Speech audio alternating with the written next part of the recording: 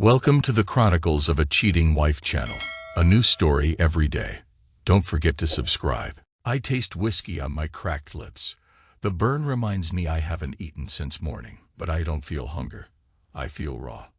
Like someone punched me right in the gut and forgot to pull back. In the fading light of our living room, I catch my reflection in the TV screen. My eyes are bloodshot, distant. I try to swallow, but my throat is too dry. The glass in my hand is half empty. Maybe that's a lie. Maybe I'm the one half empty. I hear the latch of the front door twist. She's home. The whiskey kisses the back of my tongue again. I set the glass down and stand. She walks in, hair damp from what she claims is an evening shower at the gym. It's not the first time she's gone out late. She's wearing that soft, silver scarf around her neck, even though it's still warm outside. There's an unspoken tension in the air, thick enough to choke on. I step closer. She smiles at me, but I see the panic in her eyes. The scarf slips a little. And there, near the base of her throat, is a bruise. It's fresh, a violent red, like the mark of someone's lips or teeth. She notices me noticing, quickly adjusts the scarf, then laughs, a forced sound. What happened? I ask, trying to keep my voice steady, casual. Oh, she says with a dismissive shrug. I hit the edge of the closet door. She rubs her neck, as though that might somehow explain it better. Clumsy me. I just nod. Right. The closet. She exhales in relief, because I don't demand more details. But inside me, something cracks, something that's been precariously balanced for months. I can feel the tremor in my jaw, and I bite down on the inside of my cheek to keep from saying what's boiling up. She walks past, sets her keys on the counter, glances at the whiskey glass. Her lips part, like she might scold me for drinking again. Instead, she closes her mouth and disappears into our bedroom. I sink back onto the couch. I'm quiet, but my heart hammers so loudly I'm sure she can hear it through the walls. That night, I can't sleep. I lie awake, staring at the ceiling, replaying how the scarf slipped, how her voice quavered just a bit. Morning comes slow, a bleak, pale sunlight through the curtains. She's already in the kitchen, acting as if everything's fine. I scribble something on a small piece of notepaper and walk out. I leave the note on the kitchen table, folded in half. It reads, "I know." That sets the tone. Each day, I leave a new note in a new place. On the bathroom mirror, under her coffee mug, on top of the laundry basket. No accusations, no scenes, no screams. Just, I know. Sometimes I vary it with a small line. I saw. Or, this changes nothing. But actually, it changes everything. She starts to tremble when she thinks I'm looking. She tries to catch my eye, but I deliberately avoid her gaze. The children sense the coldness, especially our older boy, who's sharp enough to pick up on tension. He asks me, "Dad, is Mom okay? Why did she cry at night?" I can't answer him. My throat locks up every time. I bury myself in work. I pitch to clients, shuffle documents, pretend to be the reliable man I've always been. But I can't concentrate. I keep remembering how she told me she couldn't get pregnant again, how she looked me in the eye with tears that felt real then, and said it was impossible. We tried for a third child, but the doctors said it was unlikely. At least that was what she told me. And then, not even a day later, I listened to a recorded video. My phone had automatically picked up her conversation somehow when I left the device on the table, still running. She was laughing with a friend, telling her how gullible I'd been, how I'd buy any story she cooked up. My chest had felt hollow. I'd sat there, headphones pressed to my ears, hearing her giggle. He fell for it. Again. He's so desperate to believe in me. That moment had cut deeper than any physical wound. I saved that clip. I'm not sure why. Maybe to remind myself what betrayal sounds like. Maybe to stoke the quiet anger building inside. Because I'm not the type to explode. I'm the type to go silent. Let it stew. Let it rot inside until I decide how to release it. Some men might tear the house apart, throw furniture, put a fist through the wall. Not me. I just left little notes. One night, I can't resist anymore. I need proof. Real, raw proof. I become the man I never thought I'd be, creeping around my own home, checking her phone while she's in the shower. She has a pattern lock. I guess it easily. And there they are. Texts and pictures with a certain M. The conversation is laden with innuendos, then outright confessions. He has no clue, she wrote. Last night was intense. My neck still hurts. A winking emoji. My breath catches. I see how she giggles in writing, how she sends him little selfies. And then I see an exchange about meeting at our house. My face burns. My heart starts pounding. I set the phone down carefully, almost reverently, like it's coated in acid that might burn through my hand. I put a hand to my forehead, swallowing the wave of nausea. She's in the next room. My wife. The mother of my children. My partner of over a decade. The woman who shares my bed, my hopes, my finances, my everything. And she's texting this M, telling him she aches for him. That the bruise on her neck is a reminder of how passionate he is. I lock the phone, place it back on the counter, and slip out just as the water stops. I can't breathe. The walls of the hallway feel like they're closing in. My head spins, and I almost trip over one of the kids' toys. The whiskey is calling me again. My lungs forget how to expand. This is the final blow. There's no more ignorance. She can't lie her way out of this if I confront her. I realize in that moment, I don't want her confessions.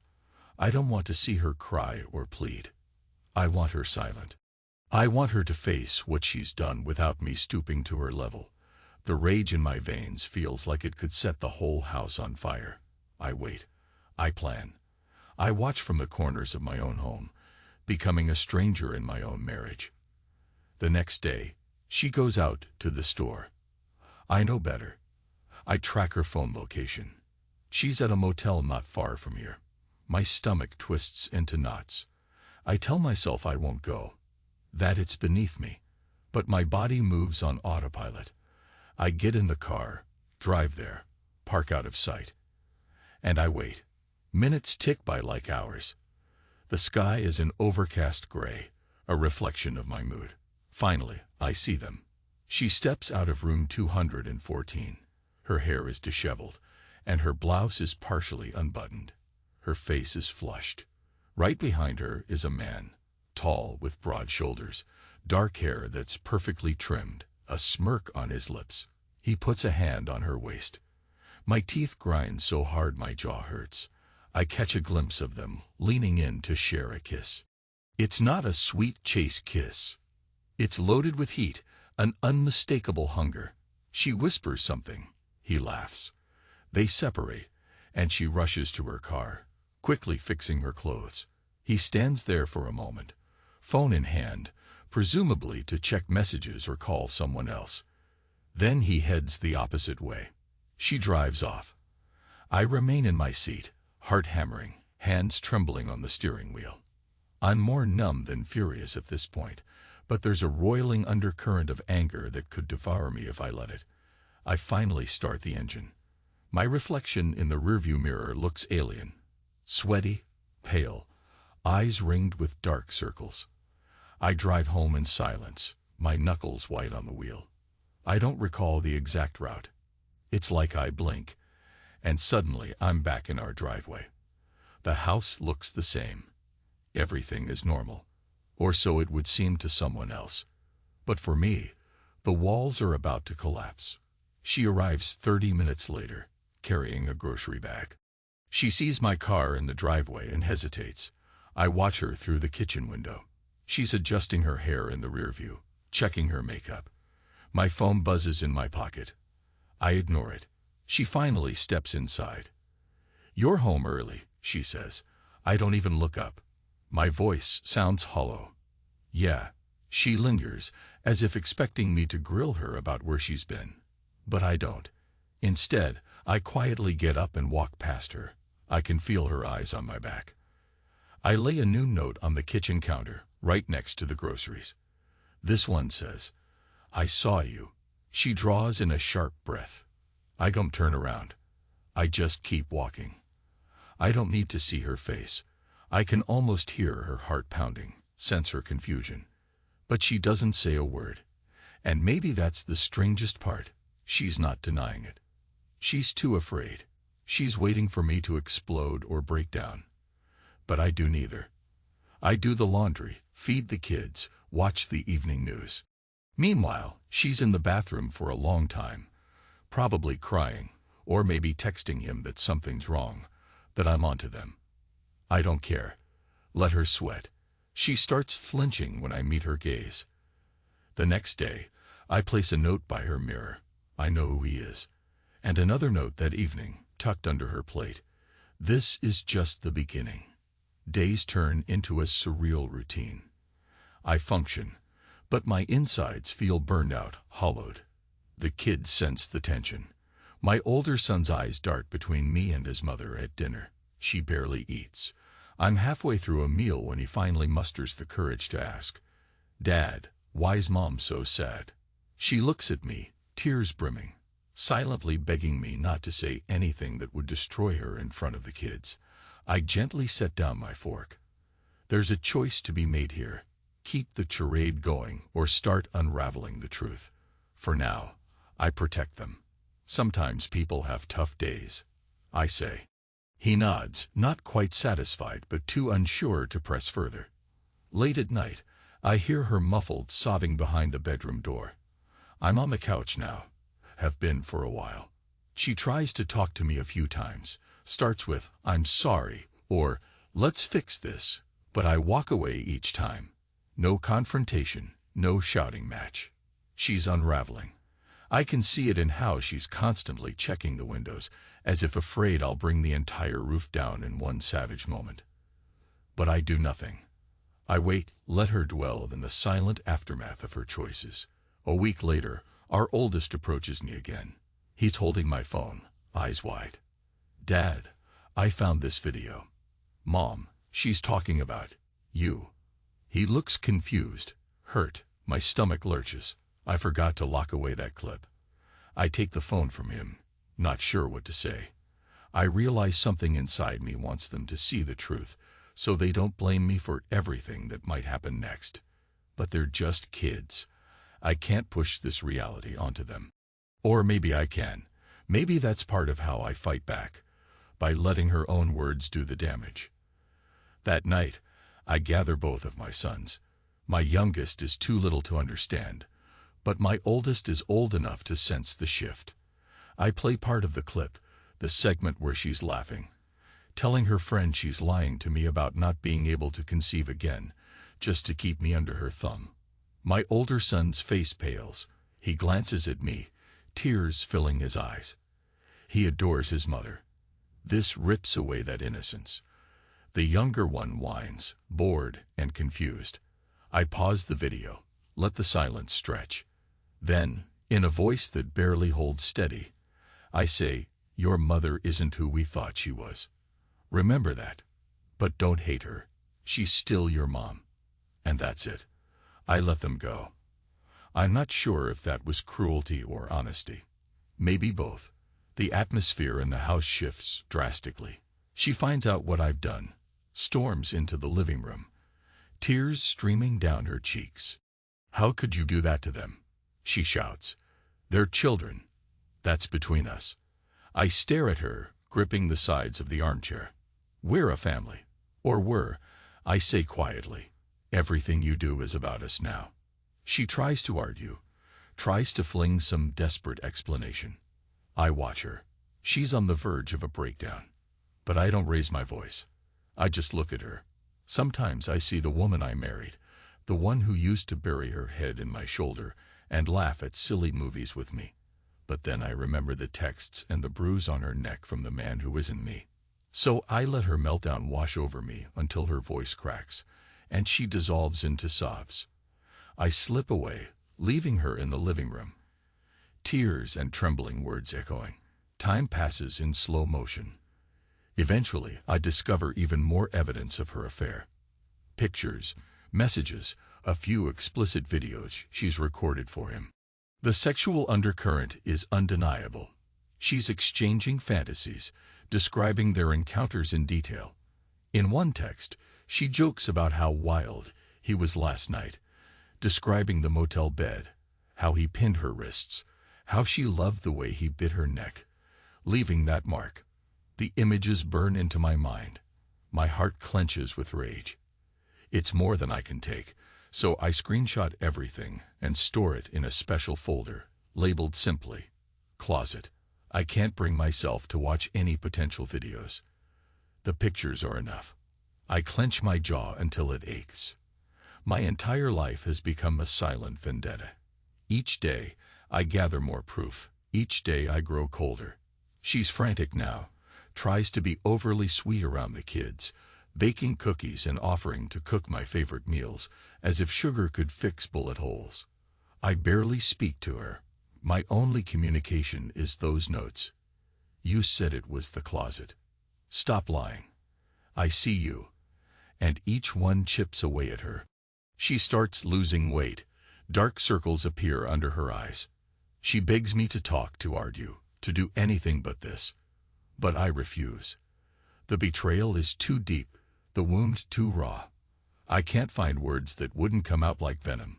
One day, I come home to find her and the kids in the living room. She's hugging them tight. My older son's eyes are red. She looks up at me, tears in her own eyes, and I see a flicker of anger, as if she blames me for bringing the children into this mess.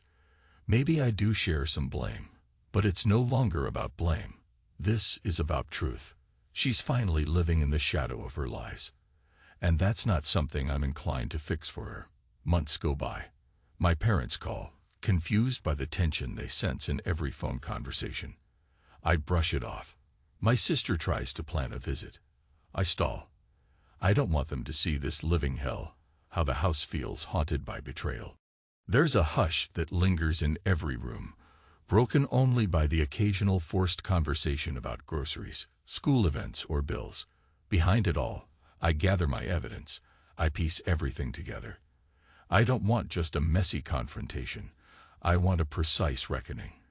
Because for me, revenge is not about loud, dramatic scenes. It's about letting her watch as the walls she built come crashing down around her while I stand in silence. Then, an anniversary creeps up. Our wedding anniversary. 10 years. She tells me we've been invited to some formal event at a grand hall downtown. It's not unusual. Sometimes her parents throw a big dinner. But something about the hush in her voice, the tremor in her posture, makes me suspicious. Or maybe I'm numb. She looks at me as if to say, I still want us to be a family. Let's pretend. But she doesn't speak it aloud. I stand in the bedroom, staring at my reflection in the mirror, adjusting a tie I don't even want to wear. My mind replays each detail. The day she came home with that bruise, the motel, the text messages. I feel a numb sort of acceptance. This is the final act. I slip a folder of papers into my briefcase, half hidden among other documents. Then I head out. The kids are at their grandparents' house for the evening, which might be for the best. I suspect something big is about to happen. When I arrive at the grand hall, it's bright and loud. Music plays. People chatter. She's already there, standing near the entrance in her wedding dress. Why a wedding dress? Some twisted renewal of vows, perhaps. I see her from across the room. She's deathly pale, like a marble statue. Her eyes meet mine. For a moment, it's like time stops. She forces a smile that doesn't reach her eyes. I walk toward her, blood thundering in my ears. Friends and family line the room, some wearing polite smiles, not sensing the undercurrent of doom. She tries to speak, but I raise a hand. I set the briefcase on a nearby table, click it open. The hush is palpable. People sense something is off. I pull out the folder and place it in front of her. It's not thick, but inside is a collection of her texts, photos, screenshots, every piece of evidence. It's like dropping a sledgehammer onto the table. Her eyes go wide. Her breath catches. She glances at me, then down at the folder, and I can see her hands trembling as she understands what I'm about to do. I speak in a low voice, the first real words I've given her in a long time. You told me it was the closet. I let that hang in the air. I can feel every gaze in the room shifting between us, uncertain. My voice shakes with the weight of months of silent fury. You said you got that mark from the closet door. She tries to stammer something, but the words die in her throat. The tension in the hall is unbearable. I can see confusion on the faces of a few guests. They glance at her wedding dress, at me in my formal suit, at the folder on the table. Then they see the raw pain in my eyes, the guilt in hers, and piece by piece, it starts to sink in. I step back, letting her stand there alone in that mocking white gown. My chest heaves, but I remain silent. A few people try to approach me, to ask what's going on, but I brush them aside. She stands frozen, tears slipping down her cheeks, as if she wants to scream but can't find her voice. The lights overhead flicker for a moment, or maybe that's just my vision clouding. I watch her crumble, watch the tears start to spill in earnest, and I feel nothing. Not relief, not triumph, just an odd sense of finality, like the last page of a book. Then I turn, walk away through the parted crowd. The entire hall seems to be holding its breath. I don't look back. I don't speak to anyone else. I just keep walking, out the doors, into the night air. The silence behind me is deafening. And then, like someone flipped a switch, all the lights go out. End.